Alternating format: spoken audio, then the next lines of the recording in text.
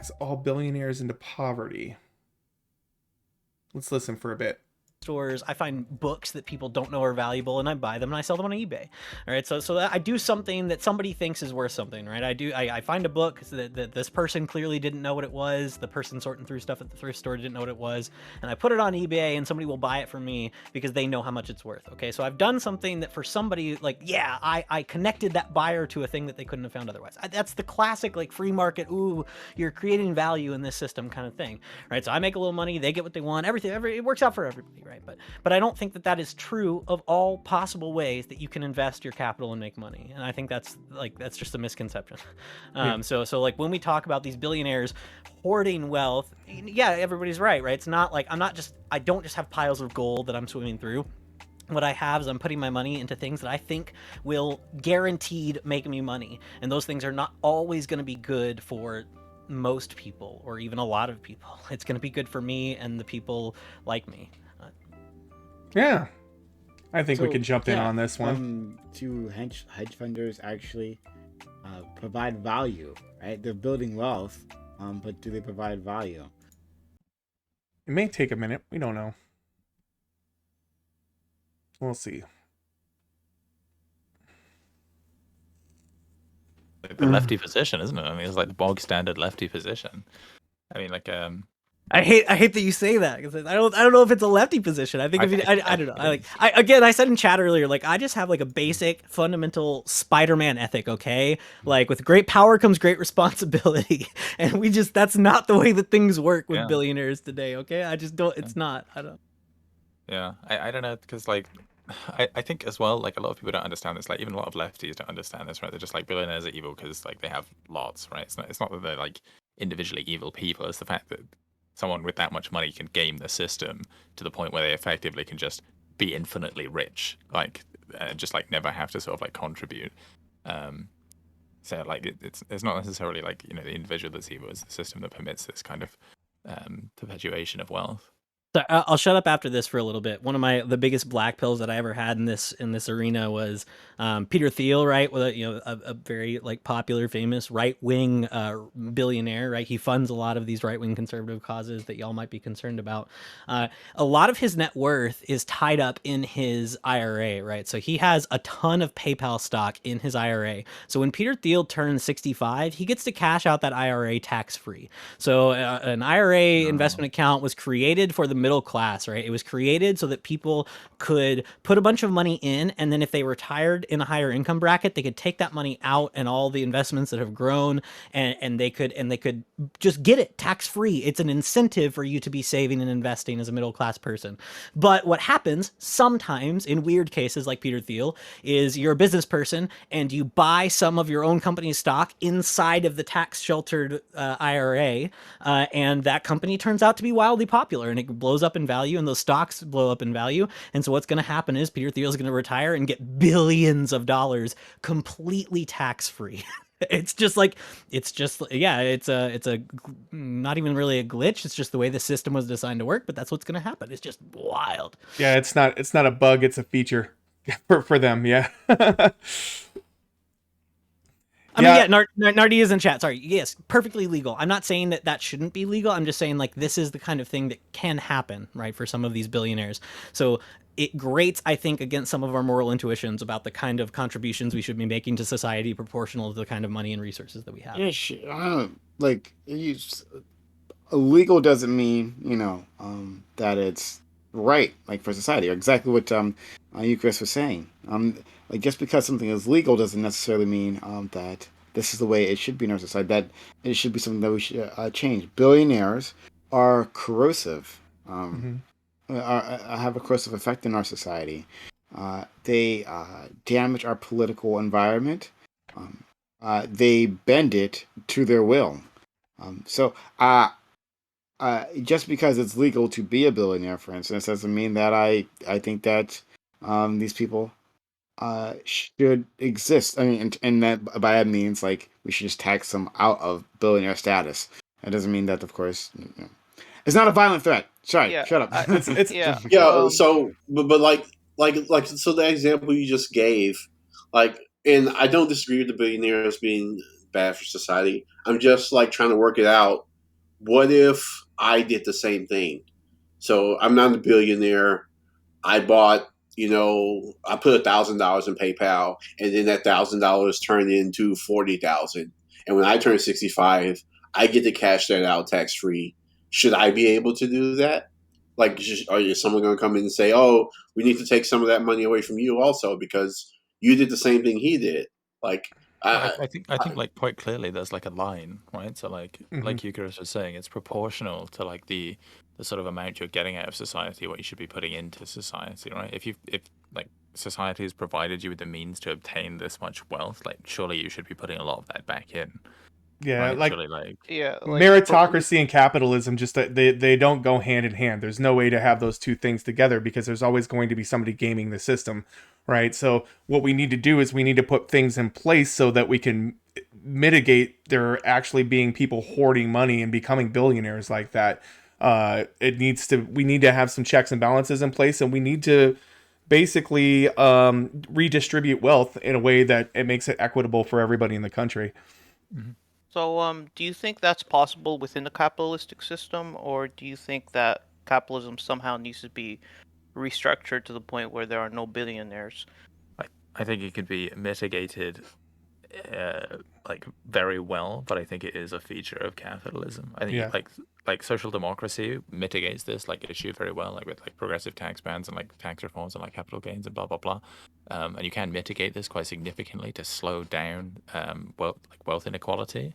But like this is a feature of capitalism that like wealth trickles to I the mean, top. Like, we that's like actually a had more this point. in the U.S. like for through the 50s and 60s. There were uh uh a progressive tax system in which billionaires or million well, they didn't have billionaires really back then, but they had millionaires that were getting taxed at a more progressive tax rate, and everything was in a more stable flux when it came to the economy. But then you hit the 80s where Reaganomics came through, and then all of the different checks and balances were stripped from the system. And over a period of 40 years now, we've gone to this late stage capitalism that's just destroying the middle class altogether.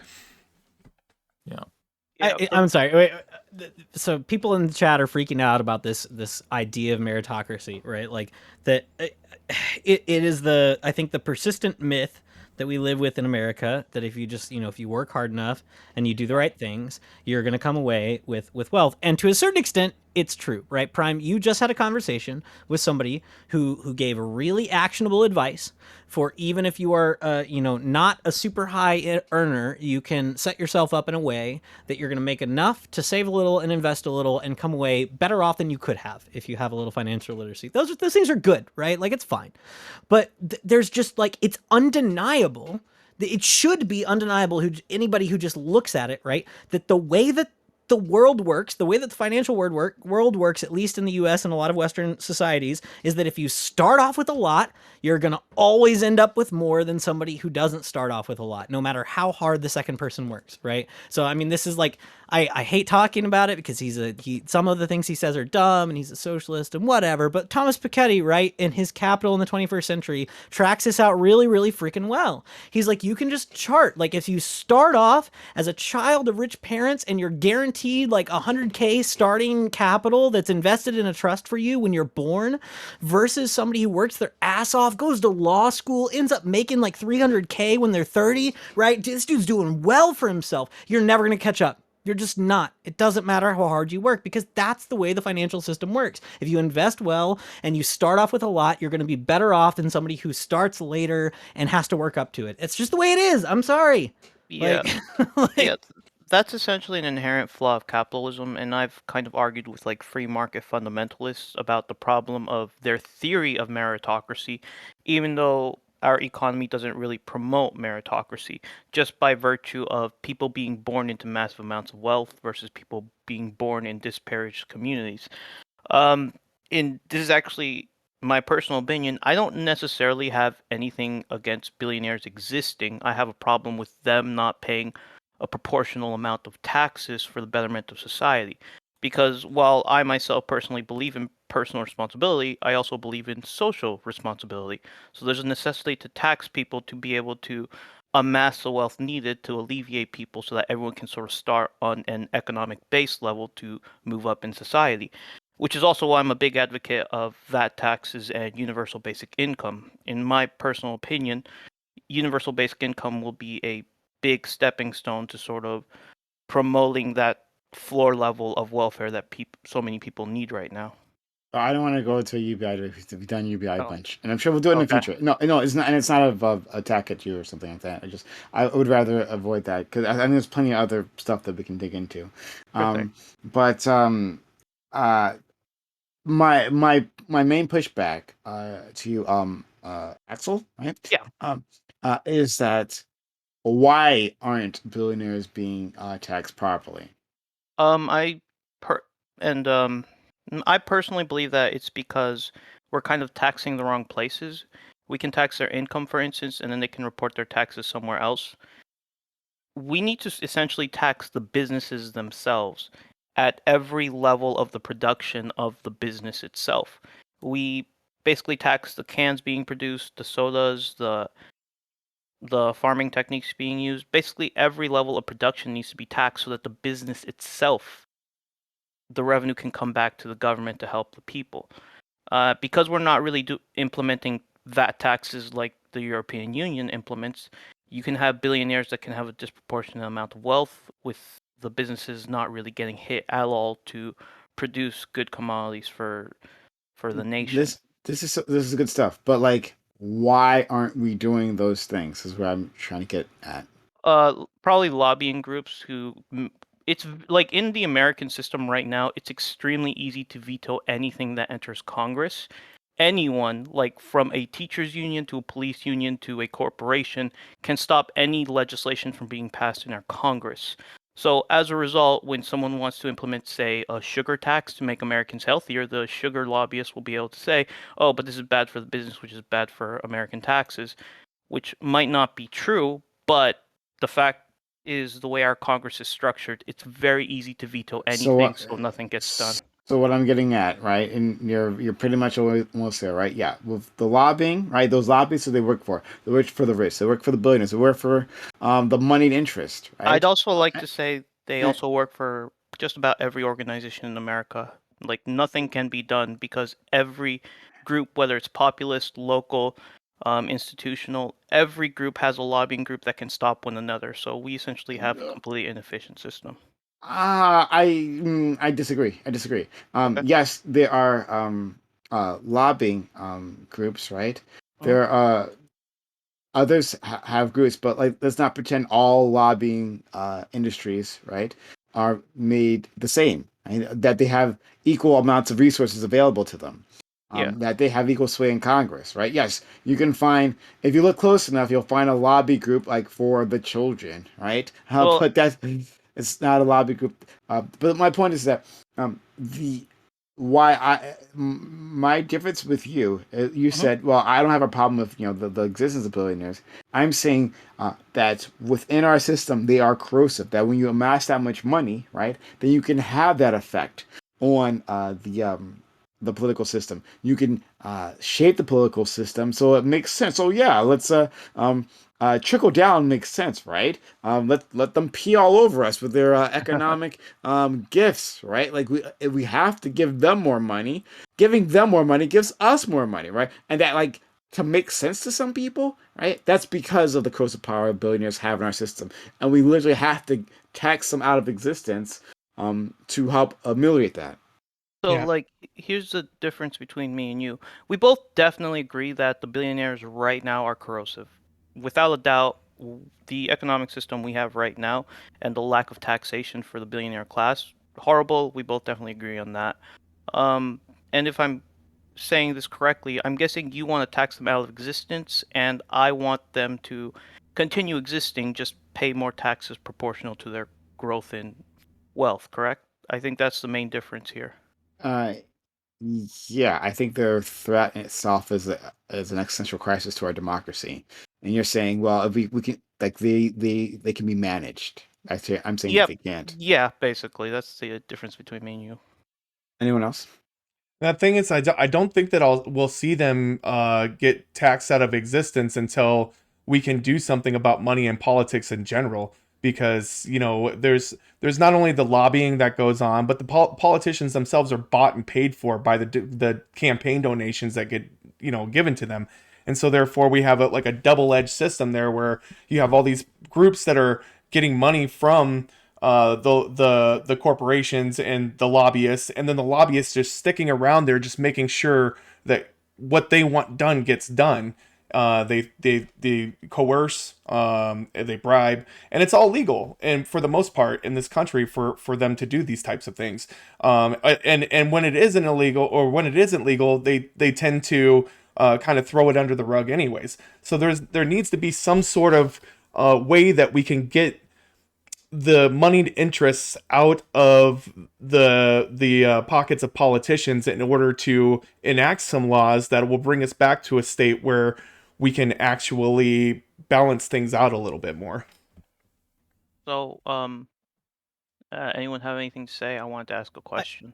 Well, yeah, on that, I'm not convinced that we can ever get to a place where money is not going to equal some kind of political voice and power, right? So, like, yeah, I mean, we talk about Citizens United, we talk about all this stuff, ad buys and things like that, but just like historically, globally, through most of human history, if you're rich, you have the ability to amplify what you want, and you have the ability to pay off who you want. So I don't know, like, I mean, I'm sympathetic, right? Like, the idea of, like, yeah, if we could get this, like, moneyed lobbying interest out of politics, if we could make it more representative of what the actual people want, rather than just representing what the people who have the funds want, yeah, that'd be great. I just don't know how you do that. Do you propose a solution instead of that then? I mean, is there anything else that you think we can do? I think, well, Yeah, one thing that we can do is that as we were teasing at earlier, is like, I think we can tax more fairly. I'm not convinced about, I'm sorry, I didn't catch who was saying this earlier. I'm not convinced about the idea of, like, taxing businesses, that would necessarily be best, in the same way that I don't think, like, obviously, as we see from Billionaires now, an income tax system is not the best way to do this, because they're really easily able to skirt an income tax system by taking loans off their assets. So I again, like I mentioned earlier, I like things that like taxing consumption, right? We talk about conspicuous consumption in the world of, like, rich people and non-rich people, right? So again, like, I just really kind of like sumptuary laws. Is something that our founders liked. I think it's a based conservative thing to like. These are laws that, like, limit what you can spend on luxuries that are visible, or tax you like out the ass if you want to buy these things. I'm kind of okay with that, right? Like, okay, yeah, you want to buy a yacht? Fine, dude, that's great. Just pay a lot more in taxes on that yacht than you would on any, normal good, rather than just paying normal sales tax. I'm kind of fine with consumption taxes like that. That's one way, right? In the sense of, like, even though I don't think there's an effective way to get money out of politics, or to get moneyed interests to not be influential in politics, I think there is a way to make sure that the people who have the most are actually fairly contributing to society in the way that most of us think they should be. And I think maybe, I don't know, people who care about taxes could wipe the floor with me on this, but I think consumption taxes are one way to do it. So, but if the moneyed interests have control over the government, which makes the laws and policies which would stop them, or which would enact those types of things, or stop them from, or allow them to be taxed more, if we can't, it's a catch-22, you know what I'm saying? Like, there's no way to kind of make sure that's going to happen. I know. I'm not terribly optimistic as a general rule. So yeah, you're right. Yeah. Something I wanted to ask the entire group here. Well, most of us are pretty sympathetic with the idea of getting money out of politics, but I do feel the need to ask, if any of you were a congressman and were to make a single law to take money out of politics, how would you word that specifically? Like, what specifically would you ban? So before we get and that's a fine question to ask. One, Dancing Spoon, you're unmuted, right? So you're back in the game. Hooray! All right, I'm back in the game. If you want to mute an audience, a panelist, you can do that, right? Like if it turns out the Eucharist truly is too much of a genius for you to take, well, use our special donation levels, and you can quiet him down, right, and get some mental peace. But before we tackle Axel's question, because I think it's an interesting one. I think it's quite easy. I got the answer. I know the answer. And before you do, was it Eucharist? Ah, fuck. What did you say? About oh god damn it! Did I just lose it now? About billionaires. Oh, that we can't. About taxing them. About taxing them out of existence. You were skeptical of that. What was the last thing you said that was skeptical of that? I guess just I don't think we're going to be able to eliminate rich people, and I don't think we're going to be able to get money out of politics. Yeah. That's what it is. That's what it is. Yes, the point is not to get money out of politics altogether, or excuse me, the influence of powerful people out of politics, because that's not going to happen, right? You're going to have a class of individuals who's going to be more powerful than another class of individuals, and then their needs will be more fully met than another's, right? Like that's like kind of inherent to politics, right? Like taking money completely out of it, right? But now that we have money in it, that doesn't mean we have to have as much money. I'm saying that there is a scale to these things, right? That a billionaire, right, has exponentially more money than a millionaire, right? Your average millionaire. That at some point, uh, the totality of the money becomes such that they can devote so much of their wealth, right, to this project while putting a very little, such a small dent in their actual personal lifestyle that they can just devote so much time and energy and resources, right, into these things that we as the public, right, as the rest of the public, we cannot compete. We cannot compete with them because it's just too much. So we'd have to reduce that, right, through our tax policy or maybe through maybe directly a direct um, attainment of their property. I don't know, something like that. Um, to end that, do people know what I'm We have talking about? we have Taking contribution limits though, don't we? No, it's not just that. No, it's not just that. It's like through lobbying, right? It's through Like it's super through PACs and distribution. It's through super PACs. It's it's through um being on the same boards, right? Like billionaires being on the boards of like different companies, right? And then making relations with politicians, right? Like these, there are all kinds of ways that power creeps in, right? There's a myriad of ways. That'd be it's difficult to legislate all those things. I'm saying by taking away the money, right, or reducing the money significantly, right? Um, that will reduce their ability to exercise How power would you in our propose economy, doing this? in our political system. Sorry, you know. So How, Oh, I'm well, done. I mean, I could argue with that, but I kind of don't want to go one on one with you. Oh, Like, I want to give everyone a chance to talk. I think it'd there's be an quite example easy. I remember. Go ahead, No, there Kim. was an example I remember. This was a while ago where a BlackBerry research in motion from Canada held a fundraiser for a congressperson who heads the committee for the FCC. So it had to do with I don't know if it was like licensing or whatever, the radio waves, and who would get dibs on it first. And if you're the person in charge of the FCC board or whatever, or FCC, yeah, and this person holds a fundraiser for you, and while they technically never put in money, but they bring in all the big wigs that they know to come and donate money to your fundraiser, it kind of signals to that congressperson that, hey, that vote that you guys have coming up about who gets the first dibs on certain bandwidths in the radio whatever waves for cell phones, you might want to keep BlackBerry in mind. So maybe having, first of all, fundraisers that are coordinated by companies and private entities, and not allowing those to exist. Maybe it should be coordinated by the congressperson, so the onus of all the legalities on what do you them. mean by They'd have coordinated to. by? Because I assume So if the congressman did coordinate it, but those people still showed up, you would have the same argument. So I don't think you really care sure. about the coordinator. Well, the coordinator has the connections, so like BlackBerry will know all the like the all the people they No, hobnob with. so Who? so let's say I want to give you an example because I want to make sure what I'm thinking is true. Let's Mhm. say Bernie Sanders is organizing it, and BlackBerry says, "Hey, I'm going to the Bernie Sanders event, and everybody else should come," you would get the same result regardless of who organizes it, and I think you would still have a problem with it. So I I don't think guess the I should have clarified. coordination matters. Well, I should have clarified. This event took place like in a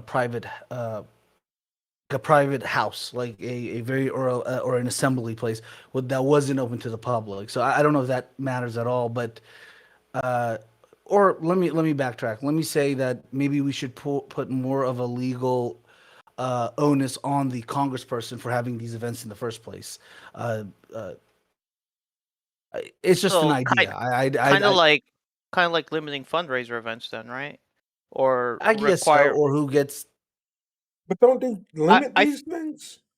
I think there's actually a good idea in sort of like recategorizing what kind of contributions you get, because like if we could just recategorize how or like what you're defined as an entity, like this is not a charity, this is literally a campaign contribution, like then we could tax that accordingly so that the contributions might still exist, but at least the money goes back to the people.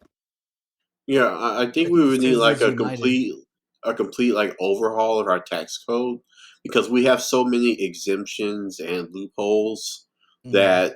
that they're there and they're legal. So these billionaires, they're just using these things that are in the tax code.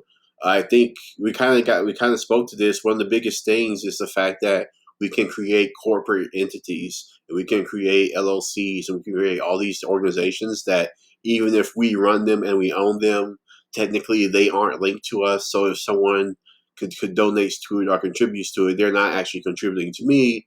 They just contributed to my LLC, and that's completely separate from me. I think that is one of the biggest loopholes that these businesses and billionaires are using to evade being taxed. So I think if we got rid of that, I think that would be one of the biggest ways to help get have these people taxed and You're saying we also should address. get rid of the ability for LLCs to donate? No, we should get rid of the detachment, the like not like so have not having corporations or LLCs being their own entity. That's what I'm saying. But Citizens United basically said and uh, rehashed the fact that corporations are considered people, and people have a. I'm not defending this, but that people have their First Amendment right, and one of your First Amendment right is to speak with your dollar bills. So it's just one of those things that yeah, we can like talk about this, but like there's going to be a smart lawyer that's going to pick this out and present it in a way, and if it has to go all the way up to the Supreme Court, it will, and it did. And if I'm not mistaken, that is kind of the crux of Citizens United. But don't quote me on that Yeah, percent. I'm not. yeah. So I don't think it would ever happen just because of the amount of power corporations have and how beneficial this is for people to make money. But I think if we took down that ability for people to make other entities that can operate, that's Well, it's not a real person. If we took that ability away, like if we just well, wiped that out, that would make people be well, taxed a lot more. there's a there's a lot of implications to what you're saying about like people being able to use LLCs to shield themselves from like lawsuits and a bunch of stuff. So that conversation is bigger. I think your finer point is maybe as a person with controlling interests, you can only financially contribute so much in aggregate to all of the different companies that you have a controlling interest of. So let's say, hey, Jeff Bezos, you can only donate $2 million to campaigns. And a part of that $2 million is any company in which you're also a controlling member. That seems to be better than trying to remove the like liability and everything that comes with corporations and LLCs. But they're tied together. So it would be like, so if I'm a congressman and I have a charity, right? So it's not necessarily me donating to that. If I have a LLC or a charity and Jeff Bezos wants to donate $4 million to that, it's not me putting my own money into that. It's that other people can contribute into these things that I own, but technically they're not me. So they're not breaking any legal type of they're not doing anything illegal, but they're still donating money, quote unquote, to me. That's what I'm Okay, saying. so you're not talking about. My bad. I misunderstood. I didn't But understand you. I thought you were but talking about no, political contributions. You're talking about the ability to give someone capital even outside of the political context and potentially influence how they act politically. yeah, but I think it would be tied to, because the whole reason that these things are shields from liability is because they're technically not connected to you. So it That's would a great also thing. affect that, because you would have to make that a connection. No, that's a great thing because you don't want somebody to be able to sue you for everything you own. You want them to be able to sue the company for the company's like capital and blah blah blah. But Like it I wouldn't mean, make sense if you could sue Amazon. You could sue Jeff Bezos because of something dealing with Amazon. but he owns Amazon, so Yeah, but you have to sue Amazon, the entity, because even though he owns Amazon, there's multiple parts to Amazon. yeah. So you're Well, suing okay, Amazon, the corporation, not Jeff Bezos, the person. yeah, but this is why Jeff Bezos doesn't pay any taxes, because you're not taxing Jeff Bezos. It's like these two. You can't Wait, they really divorce tax these Jeff two. Bezos. You agree that Jeff Bezos does get taxed, right? Very very little, Yeah. very No, little. you're wait. Uh, Every American citizen that that brings in income gets taxed.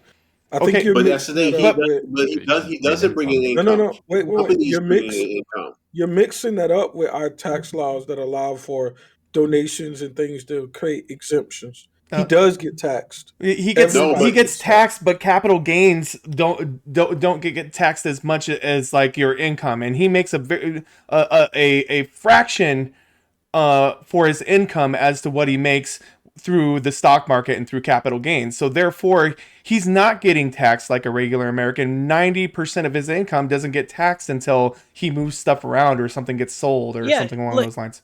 like what Because we have we it's not material to him until those actions happen.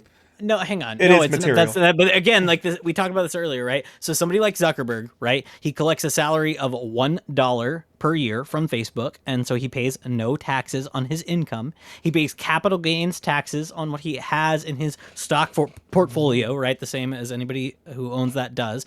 But what he does to make sure that he has spending money in the bank, because all of his wealth is tied up in those assets, is he borrows against those things Mm-hmm. at just exorbitant rates. Like he has so much money available to him every single year. He has as much money available to him as somebody who draws a salary of hundreds of millions per year, but he doesn't pay a tax like somebody who draws a salary of hundreds of millions per year, because we have set up the system in such a way that he can get a salary of $1, he can have his investments over here, and he can borrow against those investments and pay very little in taxes compared to the average American. And I think maybe it's fine, right? Like maybe he's just using the legal system that we have created, but like I think the intuition that most of us have is that that's not. It doesn't seem right. Like the guy who has actual access to hundreds of millions of dollars that he can spend on whatever he wants, paying less like effective tax rates than somebody who has far less than that, feels wrong. Okay, so like I'm not a tax policy expert. I don't know what we have to do to reconcile that and make it to where we still incentivize innovation and all these things that we all love, but whatever it is, we got to do it. Like, right? Like, I don't know. Yeah. This is actually why I mentioned VAT taxes earlier, to sort of tax the production of the business as it moves forward in the production line. That way you'd get money back and revenue from the business Left itself and not lefties necessarily don't the like income. Andrew Yang though. You got to remember that. God damn it. Okay. Yeah, we have Yeah, a I new she know, I doesn't. person. know. I want to let in. Hello, Sarm. Are you talking to me? The person with the name STSSA or whatever. Hi. Nice to meet Hi. you. Do you have anything Hi. you want to add? Not at the moment. Well, actually, I guess like the thing with the income tax for Jeff Bezos, like he does pay income tax, but he's like I think it's like technical income is like 88,000 to 100,000 a year, which is like not that much considering how much he gets from like his assets, like from owning Amazon stock. Wait, he pays capital gains tax on the stocks that he owns. Yeah, but like he pays less capital gains tax than like he would on like or the Capital gains tax, I percentage is think, is less some than his capital income tax. gains tax is something like I can't remember. It's something like 20% for the highest bracket, right? It's 20%. So he's paying 20% of his capital gains Yeah, tax. but like I can But that's look only it up if he, because well, that's only if I he pay realizes it, right?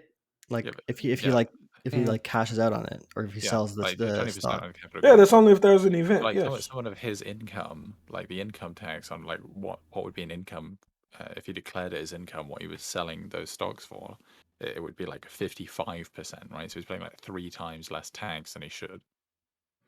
And then he doesn't even have to like.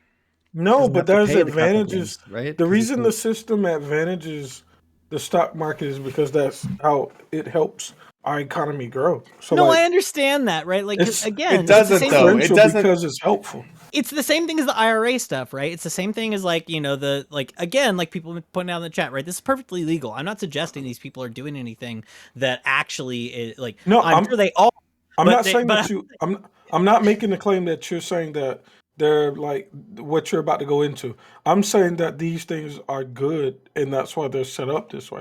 No, Well, I'm gonna no. suggest that they are good for their intended purpose, right? But that people who have lots of resources have found ways to game that system, right? So that like the purpose, the reason we You created call IRAs, it gaming the system. it It's not is. necess- It absolutely absolutely is. is. The reason. No, hang on. The reason we created IRAs was to incentivize middle class people to invest so that they could later, even if they were making more money when they were retired, take out their money tax free. That's why we created it. We The we reason we saw that there created was a problem. IRAs We saw that there was a problem with a group of people not investing that we felt like should, and that would improve the The health reason of our we created economy. IRAs so right? people could fund themselves later in life after they can no longer work. Yes, right. So, but That's why. no, That's why hang those on. No, things we exist. have other various kinds of retirement and investment accounts, right? IRAs specifically were designed. The reason we have a cap on how much you can put in every year, the reason all these things exist, is because they were designed for the middle class. That was the goal. That, like, I mean,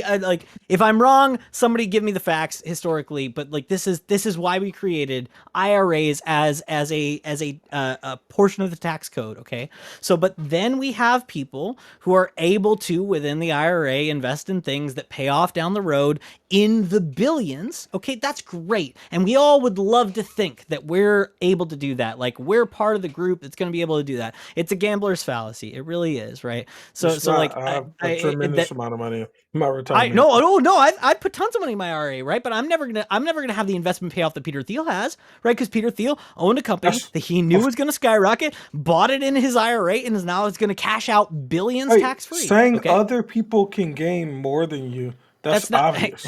No, But- I understand. Oh my god, I understand that that's obvious. It's fine, right? What I'm saying is what we're all kind of running up against is that we have certain intuitions about what people who have a lot owe to society. I think that's a commonality between conservatives and leftists actually on this point, right? Like people have been like, oh, this is standard lefty, blah blah blah. Like I think this is just a commonality between what conservatives and leftists have on this, right? I have a colleague of mine who recently put out a paper on Tocqueville's thoughts on like noblesse oblige and how we substitute for that in a non-aristocratic society. But the idea that people who have a lot owe a lot to the people who don't have a lot is an old idea that is like aristocratic and carries forward into democratic society. And it's something that I think is really important. And it's something that we share across political boundaries, right? So that like, yeah, somebody who has a shit ton of money, way more than they could ever conceivably spend, even if they were buying yachts out the ass every day until they died,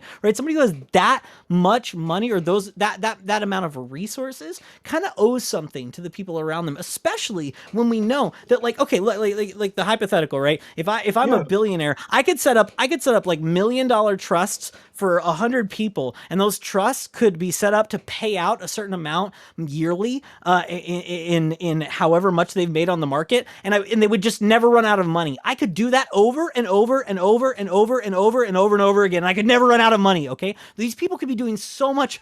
Like, yeah, we hear the big flashy stories, right? About, I mean, actually, Bill Gates does better than most people. Bill Gates and people like this funding hospitals and whatever, they do that. Yes, 100%. I love it, right?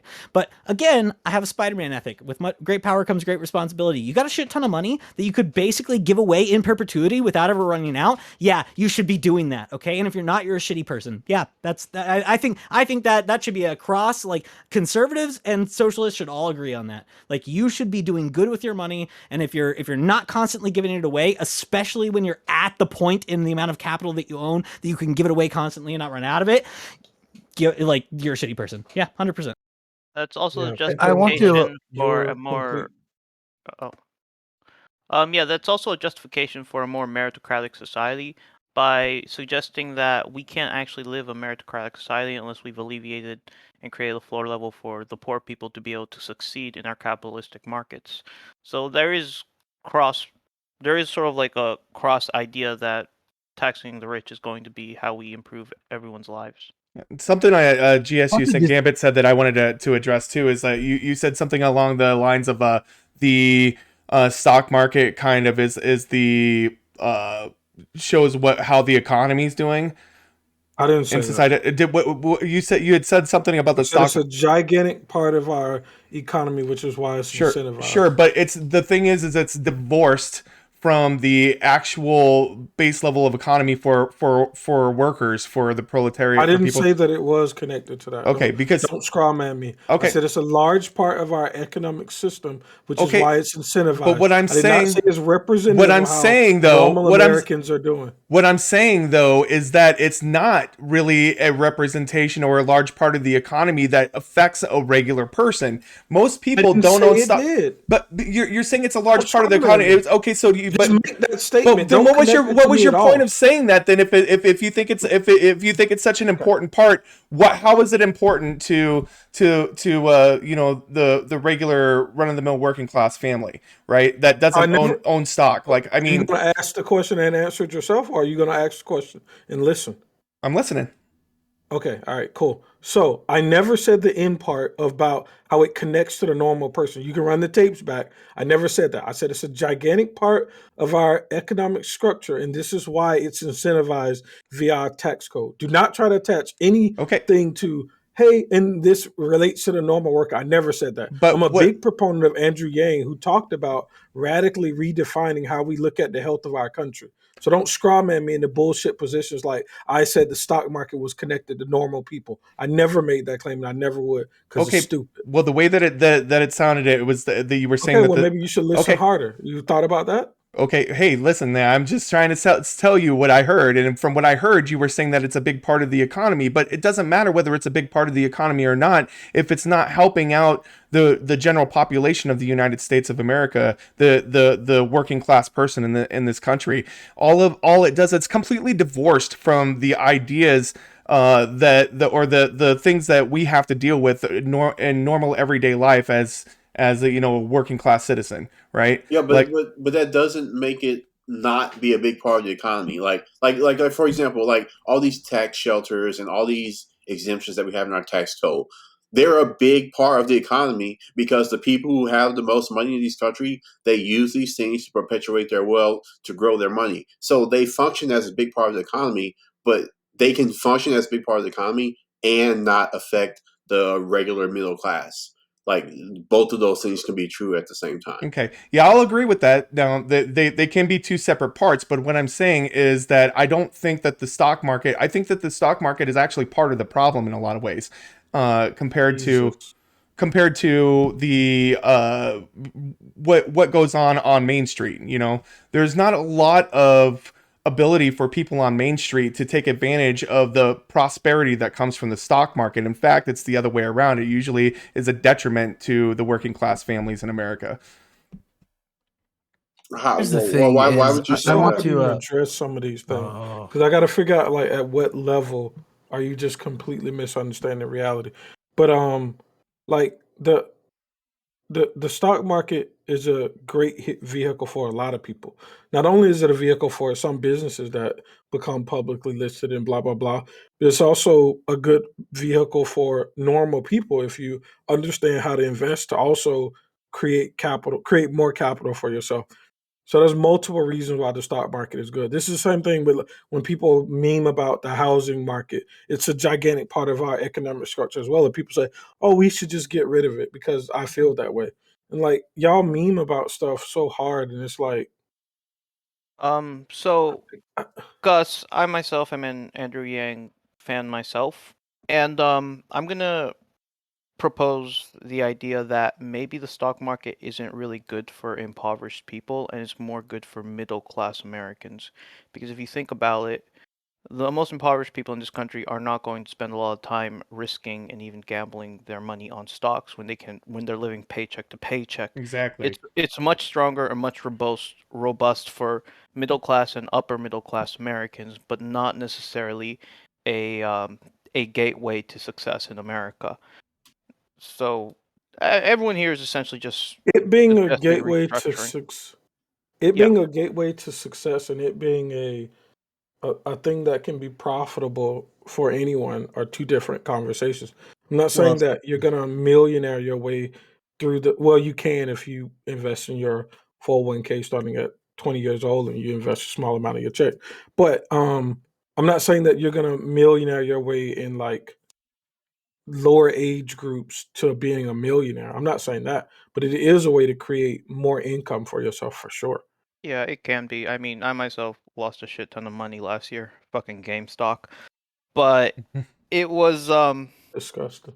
but to me it's I think we're all just here talking about restructuring and are more or less in agreement with proportional taxation with accumulated wealth at the very least.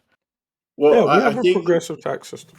yeah, but I think that the issue isn't that the stock market is bad for lower income people. I just think they aren't engaging with it. Yes, It's for not sure. that it's bad. They just don't use it. They just don't invest. well, They and it's not. hold It's on, hard to hold on, engage hold if you on, don't hold have the on, hold money. on, hold on. Okay. I know everyone's going to say that you could put $10 in. Everyone has Robinhood. You could put Mhm. $10 in a stock a month. I know it doesn't seem like a lot. I know it's not going to make you a millionaire, but you could still engage with it. It's this mentality that unless I have an extra $1,000 every month, that I can't put money in the stock market is why people Exactly. don't engage with it and why people don't build wealth over No, time. the Because reason. that $10, Wait, what? wait. I'm sorry. These are really weird arguments. I need to jump in. First of all, capital gains tax, in theory, in a good faith application of it, was meant to keep money and cash fluid and always in the markets so that you didn't just cash out and take your chips home and keep them in your bank account. So the more fluidity of the markets, that means the company that has that money can enjoy increased funds to do investments, to do more R&D, to build more factories. Here's where the disconnect comes into play. Is that is the spirit of what was intended. But in practice, it's a totally different story. So let's go back to the Trump years when the Trump tax cuts came through. There was Gary Cohn, the senior economic advisor to Donald Trump, who goes out and on CNBC looks like a jackass when he asks everybody, "Huh, I got you guys that tax cut. How many of you guys are gonna, with a show of hands, tell me who's gonna build factories here in the United States?" And all these CEOs looked at each other, and not a one their hand up. They kind of had Most that people aren't awkward pro moment of the like, Trump tax cuts. I'm trying to see how you're going to connect this to capital gains. Though. Most people aren't pro Trump tax cuts. let me finish where I'm going with this, and then I'll I'm gonna see where your contention Gotcha. or your input has is in a role with where I'm going. What I want to get to is this: is yes, the mark. If the market, if there could be more confidence in the market if it were not for the fact that the funds are not managed correctly. And what do I mean by this is also when the tax cuts happened and all these corporations got all this cash on hand to play with. instead of doing what Donald Trump said he would do, that these corporations would do, like building factories back here in the United States, bringing jobs back to the United States, Apple's going to bring the iPhone here, which I knew wasn't going to happen, but that's what was the meme of the political season. What do? They go ahead and do stock buybacks. Now you can say, well, it's in the fiduciary duty of the company to do stock buybacks. Here's where I think reform and changing something with the accounting laws when it comes to stock market that would dissuade that kind of thing and keep the money outside of stock buybacks and more into investing in the actual company, investing into actual R&D and factories. So for example, there's a formula called earnings per share. It's what all the stocks available are worth at that point in time, divided by the number of stocks on the market available. Then there's a second part to it. You subtract the treasury stocks. The treasury stocks are the stocks that are bought back by the company. When the company buys more stocks and puts it in their treasury, you make the denominator a lot smaller. And with any fraction, if the bottom becomes smaller, the overall number becomes bigger. Why is the EPS important? Because when a CEO goes to the quarterly meetings and tells everybody that the earnings per share is up 20-30% quarter on quarter, when somebody runs their algorithm and puts the technicals in and sees whether they should buy or not, these all artificially inflate the price, artificially inflate expectations without actual material advancement. So what I'm trying to say is yes, the capital gains tax is amazing because it can keep the cash moving. But when people are using that to skirt around other things that they are also supposed to be doing, that's where I have a problem.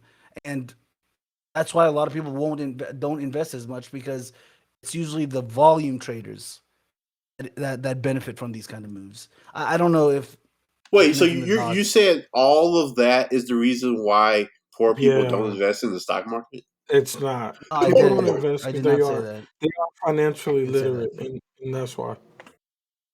That's No, why I didn't people say don't. that. It's not about EPS. I'm, It's not about any of that. And plus, there's like 30 different. I've written an app that looks at stock market trends and tries to invest. There's like 30 technical indicators when you're trying to invest in stocks, and EPS is one of. I don't even. Anyway, EPS is one of a CEO will large bring, amount of but technical indicators. But no, but the thing is, watch what the it's CEO will everything that bring up. it's everything that Mint is saying. Yes, at the thing, yes, the CEO does bring up earnings per share because it's a popular thing that people talk about. But they also talk about Yeah. like increasing market cap and a whole bunch of other things. But anyway, volume, all of that stuff matters. But anyway, what Mint is saying is absolutely true. Most people don't believe in small incremental change, and that's the real problem. The real problem is you can take a small amount of money and you can invest that amount of money over time, and then that a small amount of money, due to compounded interest growth, becomes a large amount of money. This is why the IRA and the 401k exists, because you could take somebody that's a middle class or lower class, they don't necessarily need to be middle class, and they can invest small amounts of money all their life, and then they can have this huge pile of money once they get ready to retire. Yeah, I But you mean, have to believe in incremental progress. you're exactly right, right? Like, 100% right. I think it's an amazing thing. And again, this is why I wasn't able to like hang out too much, but like I loved Prime doing the like finance stream the other day. I think it's awesome. I think more people should talk about things along those lines, right? We should have more panels and talks about these things, right? It's a great thing if people take a little bit of what they make and invest it over time, because when they retire, it adds up to a lot, right? Yes, 100%. But I think that there tends to be a distortion that happens in acknowledging that yes, actually, if you make a fairly modest amount of money and you spend a modest amount and you invest a modest amount, you can actually retire with over $1 million and be technically a millionaire. Like, I think there's we tend to forget that the proportion of like if I retire with $1 million compared to the kind of people that we're talking about is literally incomprehensible. Okay, it's just we just can't Wait, even I'm wrap not our saying that minds. others won't make far more. No, I know. I'm saying like yes. Again, these are great things, but I don't know that that's the point, right? The fact that we have these tax sheltered options for people who make a moderate or modest income to end up retiring with enough to actually retire is not really the point, when what we're talking about is people at the very, very, very, very top who are able to take advantage of tax advantaged ways of either investing their assets or taking loans off of their assets to avoid most of the taxes that people like us pay. And what we're talking about is, what is the best way to set up a political community so that those people who have the most assets are contributing proportionally? I think that's a really important question. And so, yeah, I agree. Like, I think it's awesome that we have these things. The fact that rich people take advantage of them doesn't mean they're bad. Yeah. But that doesn't get to the heart of the questions I think most of us are concerned with. Do you So think we? I wasn't saying that this.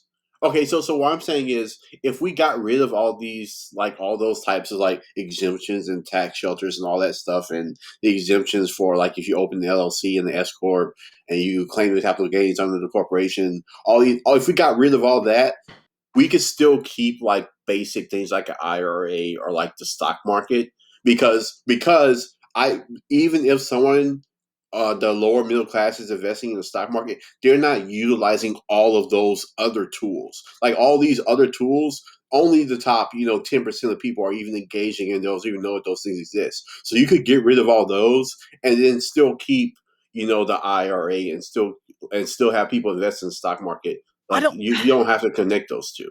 I don't know. I don't know that you even need to get rid of those things. I think it's just an issue of how we effectively tax those things, or tax the wealth of the people who clearly have tons of wealth, but are able to access it in ways that get around the normal avenues we have for taxation, right? We have a progressive income tax system in the United States that's designed to tax you more if you make more money, but we have people who make enough money or have enough assets to where they don't take most of what they're able to spend out of income. They get it from other avenues, right? So they're And able that to get helps around all the that. rest of us when those things happen. I don't know that that helps all the Mhm. rest of us, that like Jeff Bezos is able to take loans off his Amazon stock. I don't know that that's Yeah, true. The but fact this that happens. the That's the fact that his money is not to him and it's in the stock market, and all of us can use the stock market, is why everything that Mint is saying is beneficial. Well, I wouldn't agree Okay. with that statement. Yeah, I that's Well, wouldn't agree and cool. with I that. don't think you there's need to agree, there's but that's something the else reality. that it's not necessarily the reality. Okay, something that you brought up earlier was, you said that a lot of the reason that poorer people don't invest in the stock market is because of they're financially illiterate. Now that is part of it. There are a lot of people out there that don't know what they're doing as far as that. But I think a bigger part of it is that they're insecure in the amount of money they make already. So putting something towards that in a way that is going to take money out of their pocket when they're scrimping on groceries already as it is one thing, and it adds even more anxiety when there's not a avenue for them to necessarily learn how to do these things effectively Mm, so that they can use them effectively. So it's not just that they're illiterate or that they're lazy or they yeah. don't want to try. It's the fact that there's so much anxiety behind the amount of money that they make that it's So, hard for them to invest in those things. so I didn't Yeah. say they were lazy and don't want to try. I said it's financial literacy. I didn't say You you can said that. I actually. was just saying financial illiteracy is what you Well, I said. know. it's a I'm bill. just responding, but it is absolutely true that financial literacy is the problem. And even I wish, when I was like ridiculously poor, I understood how gigantic incremental compounded interest is. Like, it will help literally everyone. People that aren't taking advantage of it are absolutely financial illiterate, because even when I was making minimum wage, had I understood that back then I should have been putting money into my 401k, because it would multiply the compounded interest by like 44 times when I retire, when if I'm age 20. Like, if I would have known those things, I would have been investing money even back then, and not just starting once I started to make more money. It's absolutely financial literacy that Sure, is but that's stopping based Can people on from if I? you have a investing. 401k. Not everybody has access to that sort of thing either. I mean, if you're Can if you're self-employed or working in a gig economy or so You on and so can forth. you can get a mutual fund. You can invest in stocks directly. I wouldn't advise it, can but I give a you can invest without a 401k as well. Can I give a You can policy invest post idea? tax. Can I run a policy idea through you guys and see what you guys think about it? Hmm. How would you guys feel if, like, we were required to take financial literacy tests every time we applied for a credit card to show that we're financially literate enough to be responsible credit holders? I feel No, like no, too much. no. I don't think I mean, people there are easier would ways do the to. There are research easier. that it would take to pass it. No, go ahead, Joe. No, Yeah. I'm just saying there's easier ways to disenfranchise minorities if we're gonna go that route. You know. Yeah, it kind of sounds like a True. like old school We literacy can test to attach it to vote. voting too, right? Yeah, If you can. Okay. I mean, I'm not trying to be Be a piece of shit, restrictive. but like, No, I Yeah, just wanted to get your input about this. a part of financial literacy is also like, unfortunately, like making mistakes. Like it isn't all you can just learn financial literacy in a class and now you're ready to go invest. So putting barriers on entry, which is like what pattern day trading and stuff like that is not like that. Those are the things we should rail against. I think PTD is a really bad thing.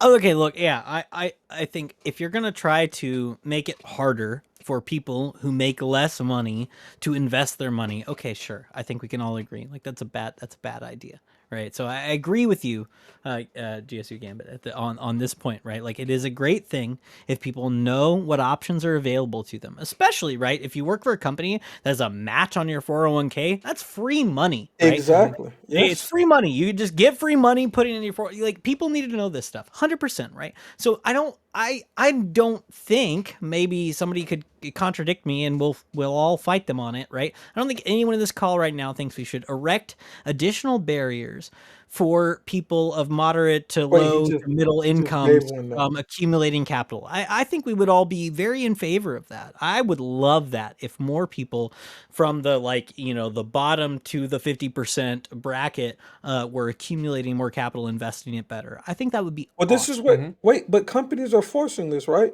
So like when I first started working, you didn't automatically opt in to 401k.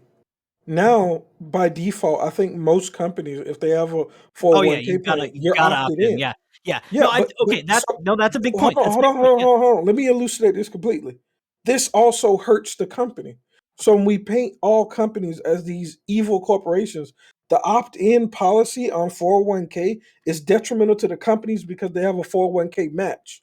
But they're doing this to try and help people that aren't financially literate learn that, hey, there's this thing called a 401k you should be investing in for your retirement. So these people aren't all these evil people. They're literally losing money to implement this policy to help people.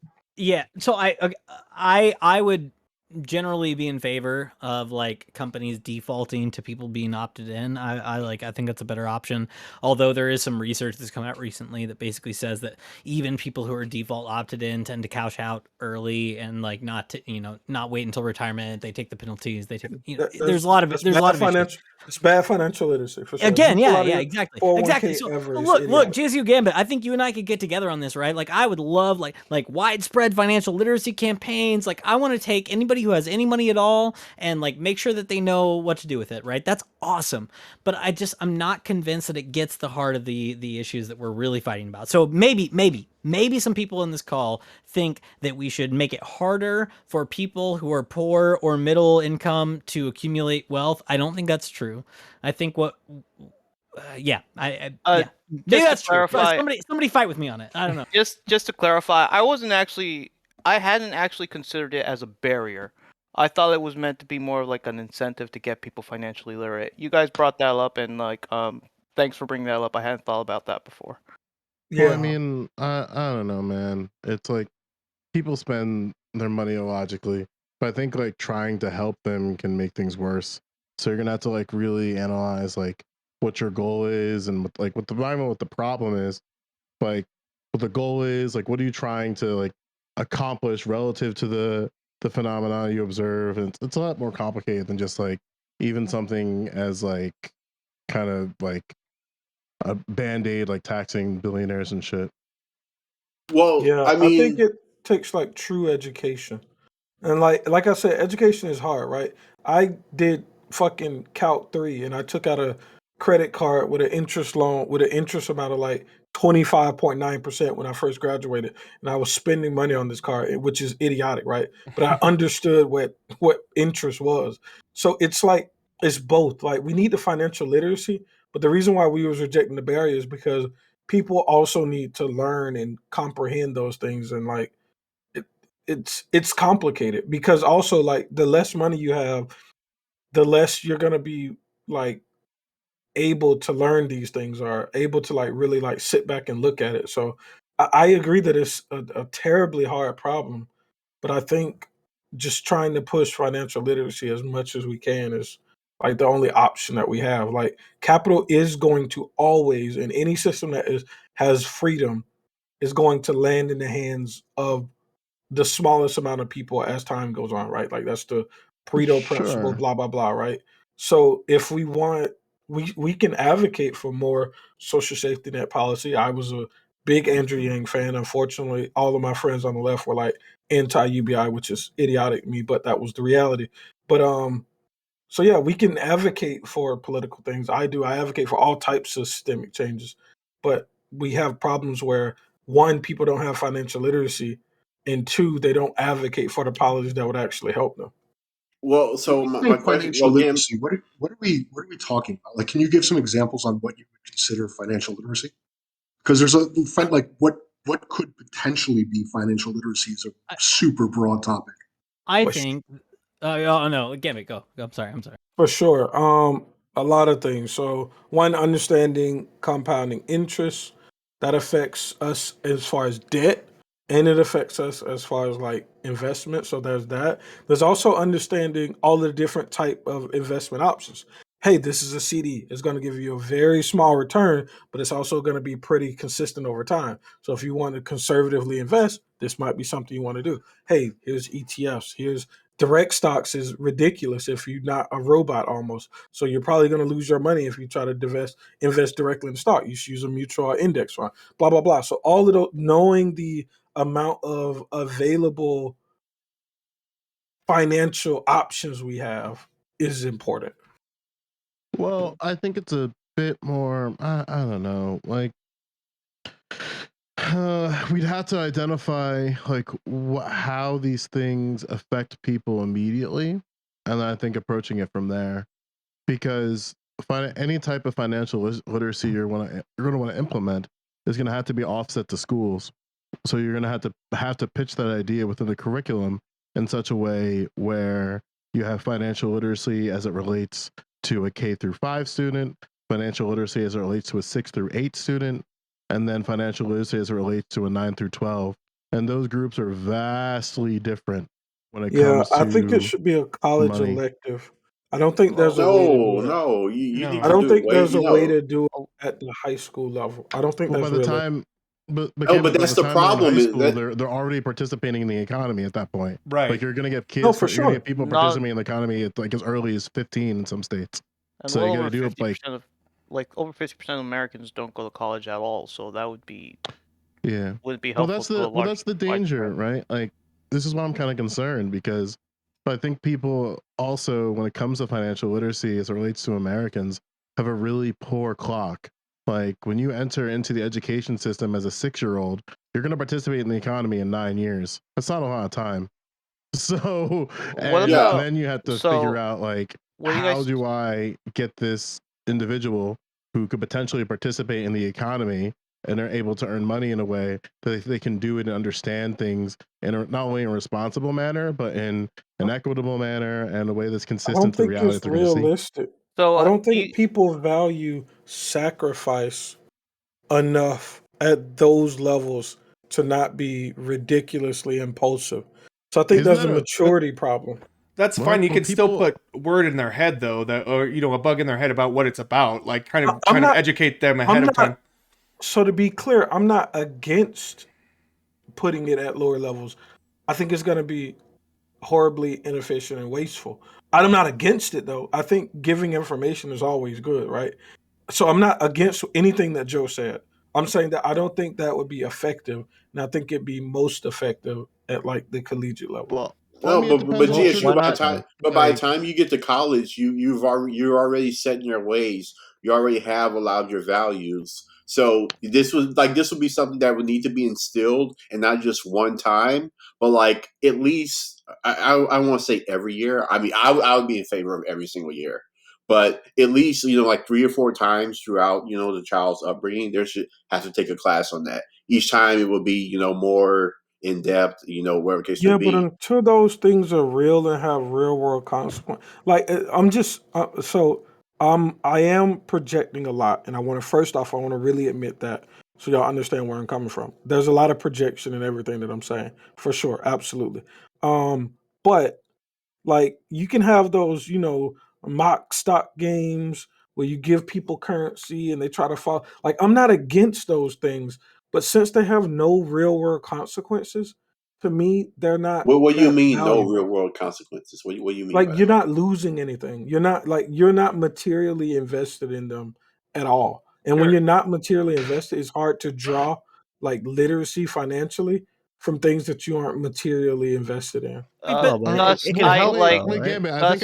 I think I can get you on an idea, right? Like, Mhm. I'm not necessarily so. I think okay, I don't know how to word this thought, so I'm gonna try to go through it the best I can. Like, I Mhm. know that the average school lunch debt is somewhere floating around $150 to $200, depending on what state you're in. I don't think there's any state right now that's at $200 per student on average, but like the school lunch debt is in the hundreds of millions of dollars. And then we also at the same time have like, I think it's something like 1.5 or like 1.5 million students who can't afford school meals. So like Mhm. it seems like one way that you could teach financial literacy in schools and put it in some type of threshold in a way that's like in a safer environment is just giving students lunch money budgets. Like, and then within that, you can have the constant dedicated effort of teaching how to responsibly use that money across an entire school year. Um, Now, that's not the perfect thing in the world, right? But I think it's Yeah. possible. But that would also require like schools openly acknowledging that this is a loss. Because I think that you want to put like, we understand that students need food, but maybe there's a way we can artificially manufacture the idea of investing and saving in an environment that they have to be in anyway. And then, like, even if they are spending this absorbent amount of debts, then the state just eats the cost because No, like but even Yeah. if you take a no, but state like oh go for it, yeah, what's up? No, but like a school, the whole purpose of schooling, like everything doesn't have to be real world. Like you don't have to have a real loss to learn about financial literacy. We don't do this like any other subject, saying, "Hey, you have to have the real world experience." Now, yes, once you get older and you actually have your real money, it hits a little different when you actually lose your money when you make that investment, of course. But to say that we should wait until then and then skip over 10 years, and we during these 10 years we could have been teaching you all about stocks, all about CDs and compound interest and real estate investments, like all this education we could have been adding to you, so once you get to that point you can make a much more better informed decision. To say that because it's not real we should just skip over it, that just seems Wait, ridiculous. I didn't say we should skip over, right? I agree with y'all that we can have this stuff. I said I think it's gonna be not as world changing as is being projected. But like Well, I'm very soft to what Joe just said. Like I'm a very it, big person that believes in like giving your kids some kind of debit card and having them manage like some kind of allowance, which is kind of similar to what Joe was proposing with the school lunches and stuff. So I am absolutely a fan of introducing scenarios to people in order to help them learn. I'm not against that so for yeah, so sure. take for instance like So let's go ahead, Joe. say I do want to let in Eucharist at some point. He did have something to say. I haven't forgot you, yeah, buddy. Go ahead, Joe. like no, let's say there's let a Joe go. situation, yeah, like let's say there's a situation where you allocate I'm just gonna throw out a number for the sake of numbers, so don't like don't get too invested in the number I'm gonna say, okay? Yeah, for Like sure. let's say it's like a $200 school fund that every student has at the start of their school year. Like once they hit the age of 6 or 4 or 5 depending on your state, like you get $200 in a school account, and that school account gains interest over time. Now, let's say in the early days, that is in the sort of control and facility of your parents, because obviously, like, I mean, Yeah. we like, I mean, I'm just saying, like, so maybe from like K through like 5, and then at 6, you get like maybe there's a little bit of a release of that to the student, right? So let's say there's a school dance, right? And instead of paying the $10 towards the school dance that your parents would do, you just use that within your school fund.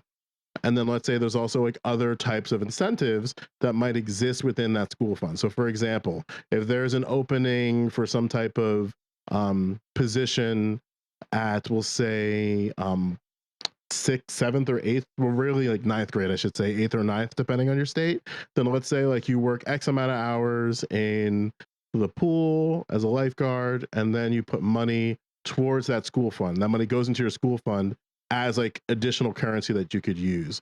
And then let's say you have the option, like not even the option, I say like it's your 18th birthday, like that just cashes out immediately. And that's like physical cash. I think if we were to do that for like 1 year, or when I say year, I'm talking about the full encapsulation of a student from K through 12. So like that like group as a sample, and be like, okay, let's see what we got. Like we over invested on the financial future of this entire sample size, which will say is like argue the entire district, and to see kind of how it works. But what is that going to teach them? Well, you can incorporate different things. You can teach the idea of investing, or not even ideas of investing. You can teach investing depending on the amount of leeway you give. You can teach interest, because you can even make a system where these things recur interest over time. So you can assess like how your account has gained interest across your academic school year. You can track expenditures. So you can even create it so it's a system where you can make the expenditures openly available to the student at the high school level. So then you can have an investment class where you're literally part of your project is balancing your own student account and understanding like these are the expenditures that I did. This is how my interest worked within my school account. And then when you're in the real world, you have an example, a workable example of like when I was in school, I had this school account. When I was 18, it cashed out.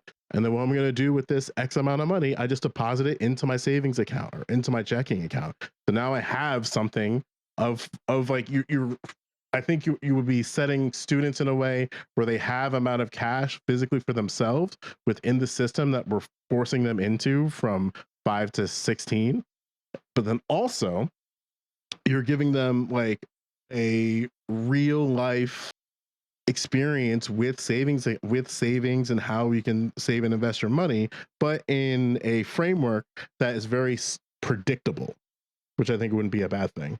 But then again, these like a lot of So steps. I know you said don't harp on the number, so I'm not focused on the number, but Sure. I don't think it would be.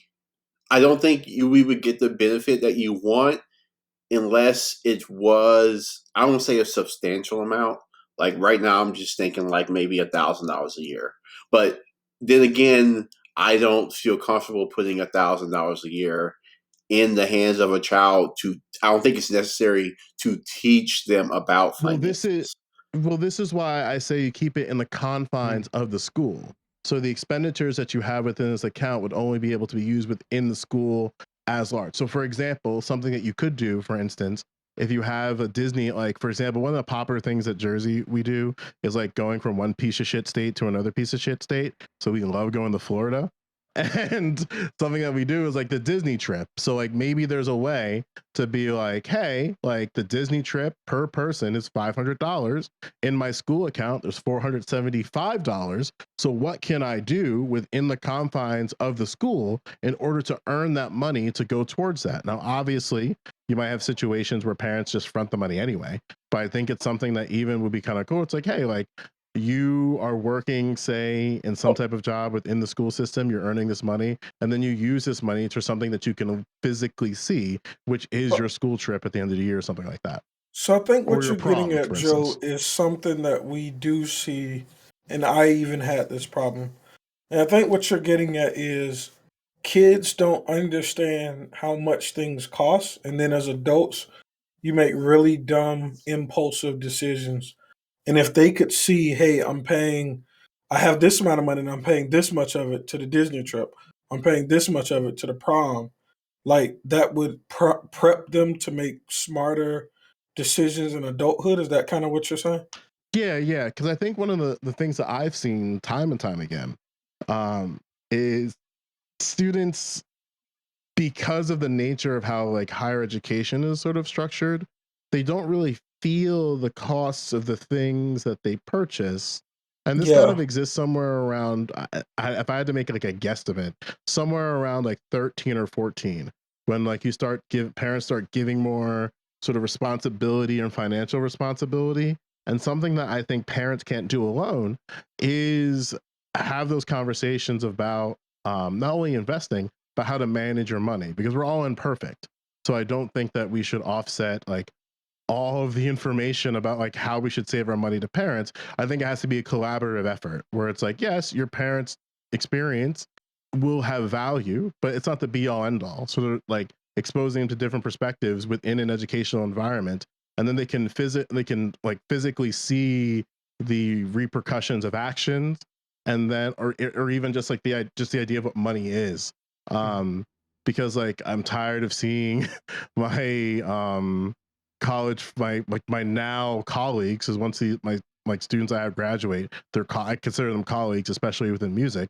Like I'm tired of like these musicians like blowing money on, and like say like an alto saxophone, like a $7,000 saxophone for college, and then not knowing how to maintain that instrument. Or then I start seeing them like literally sell the very thing they bought a couple months ago, where it's like, okay, something's going on here that maybe Yeah. the system should try to tackle.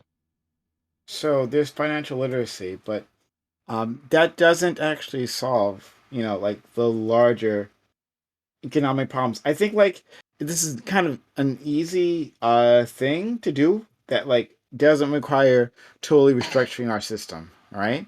Like I mean you won't find me disagreeing with more financial literacy, right? Like I wish I had known certain things when I was younger.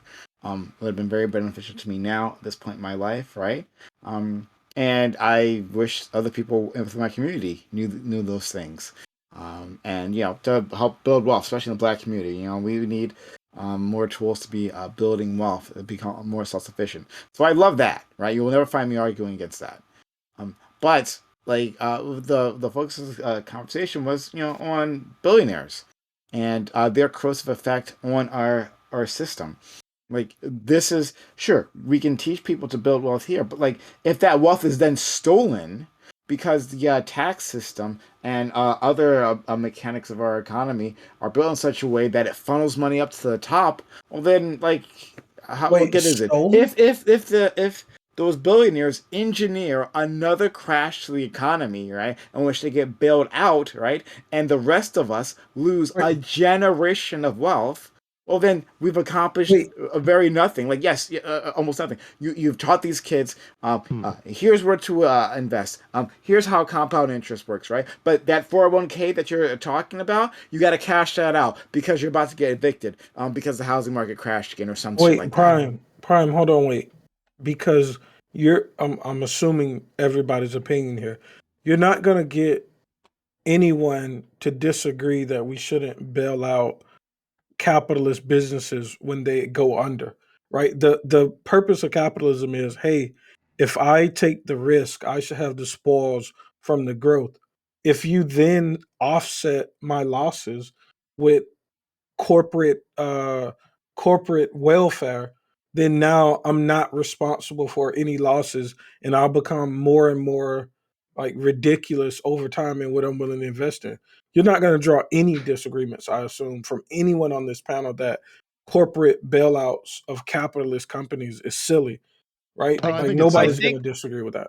I Oh think no, I think it's silly. I'm a firm Yeah, believer of businesses failing. I think businesses failing is one of the most healthiest things that can exactly. happen to an well economy. I But think a maybe that's big maybe agreeing with that.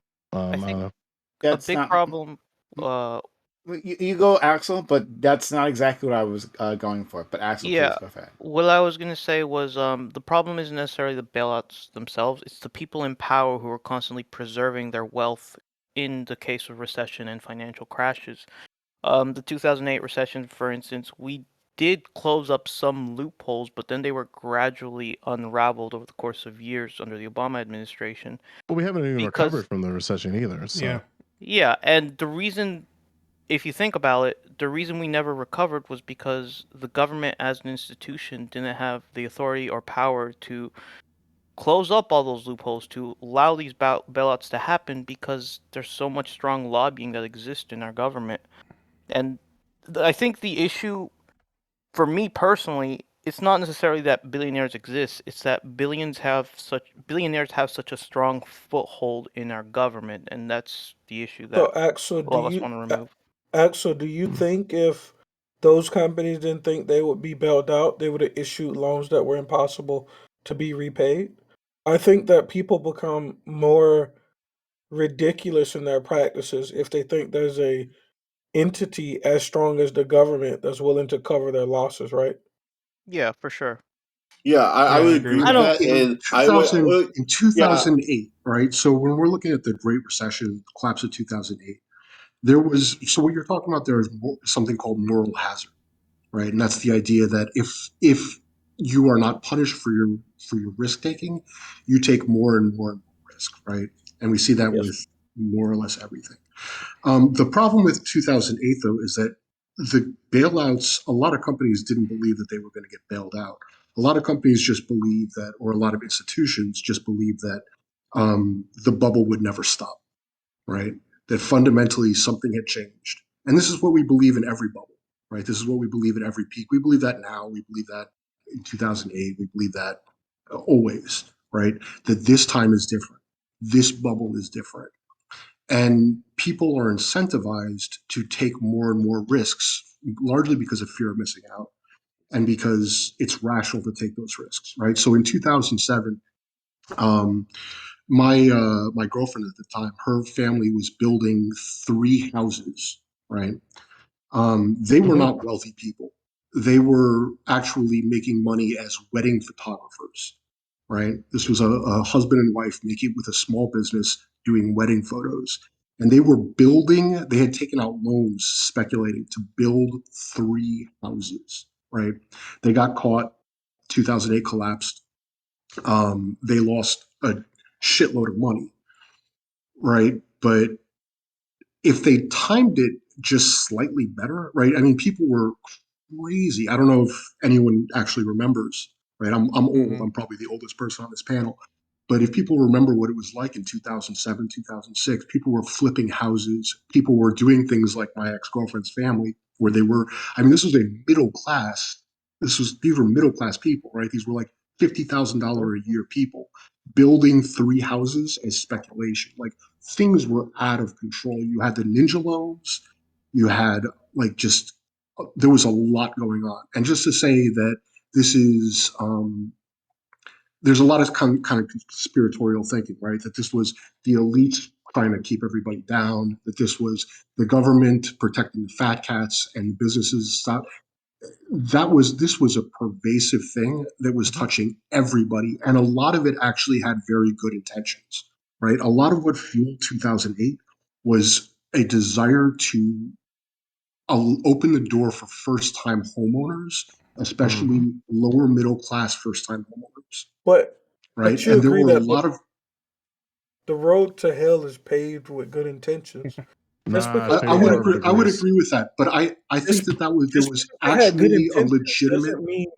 doesn't mean they weren't being like widely irrational. And I agree with you that a lot of people are not as adverse to risk as they should be because but I think in the concept of the large corporations is because time and time again we've enforced this ridiculous idea of too big to fail, which is what they were saying in 2007 and 2008, though, right? So I do think a lot of people who are extremely wealthy think that because they take up certain sizes of our economy and they've prophesized that if they die then it could be the risk of the USA is collapsing. They've like popularized those ideas, and that's why our Congress reacts the way that it does, and that's why they act the Well, way that they do. So it's like I actually think self-feeding.